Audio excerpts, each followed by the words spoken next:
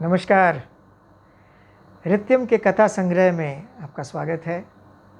मैं विवेक तिवारी एक कथा के साथ फिर से प्रस्तुत हूँ आपके सामने।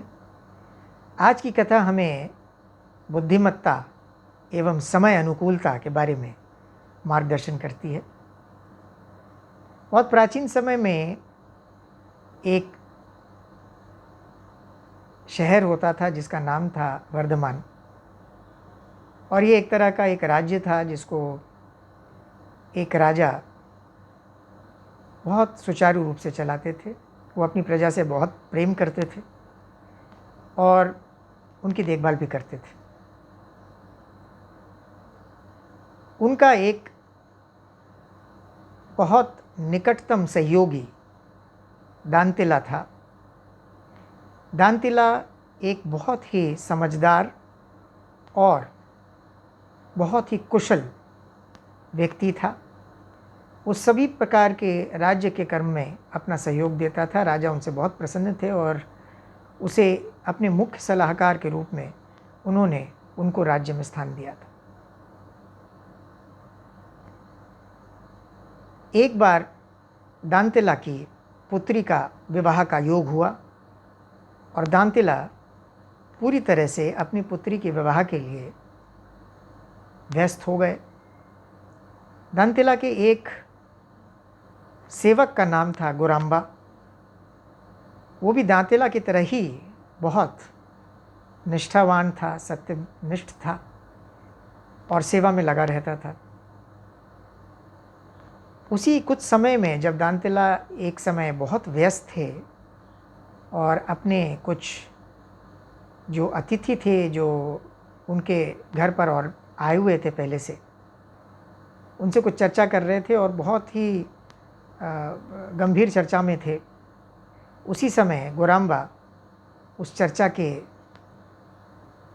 समय आ गया और उसने अपने मालिक से कहा कि मुझे कुछ चीज़ों की आवश्यकता है, मुझे दें।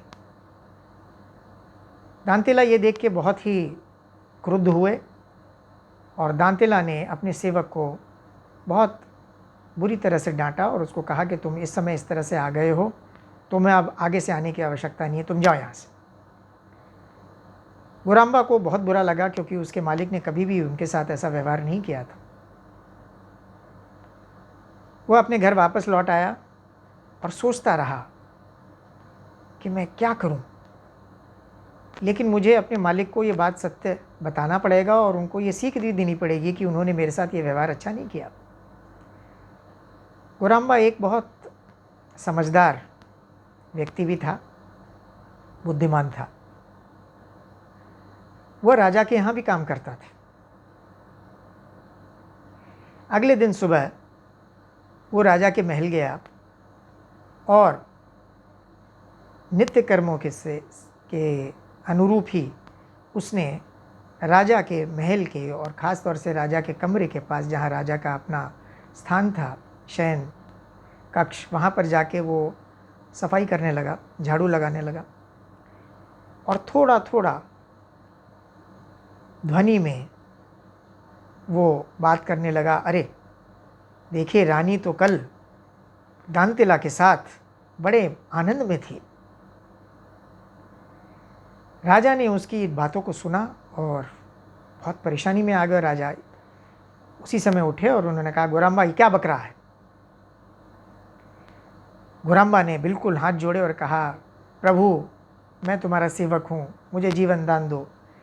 मैं रात भर जुआ खेलता रहा और जुआ खेलने से मेरी नींद पूरी नहीं हुई। मुझे नहीं मालूम मैं क्या बोल रहा हूँ, मैं क्या बकबक कर रहा हूँ, मुझे क्षमा करें। ऐसा बोलते उन्होंने हाथ जोड़े। राजा ने उनको माफ़ कर दिया और गुराम्बा वहाँ से चला गया। राजा सोचता रहा कि इसने कैसी बात कह दी, ये तो महल में चारों तरफ काम करता है, क्या पता ये बात सत्य हो। उसी उधेड़ बुन में राजा ने एक निर्णय लिया और उसने अपने सेवकों से कहा, द्वारपालों से कहा कि दांतिला को आज से महल में आने के लिए रोक देना, उनके लिए महल में प्रवेश करना प्रतिबंधित है। दांतेला महल में प्रवेश करने लगे तो द्वारपालों ने रोक दिया। उन्होंने कहा, महाराज जी, महाराज बहुत ही क्रुद्ध हैं आपसे और उन्होंने हमें आपको अंदर आने से रोका है, आदेश दिया है। दांतेला को समझ में नहीं आया कि उसने ऐसा क्या गलत किया। उसने पीछे कुछ दिनों की घटनाओं को उनका समीक्षा करने लगे। दांतेला को बिल्कुल भी समझ में नहीं आया ऐसा क्या कार्य किया जिससे राजा उनसे नाराज़ हो गए। उसी समय उनको उसी पल क्षण याद आया कि उन्होंने गुराम्बा के साथ कुछ व्यवहार किया था जो अच्छा नहीं था, और वो ग्लानि से भर बैठे और उन्होंने कहा कि ईश्वर ने शायद ऐसा समय मुझे दिया है ताकि मैं इस को अनुभव कर सकूं और अपनी गलती को सुधार सकूं।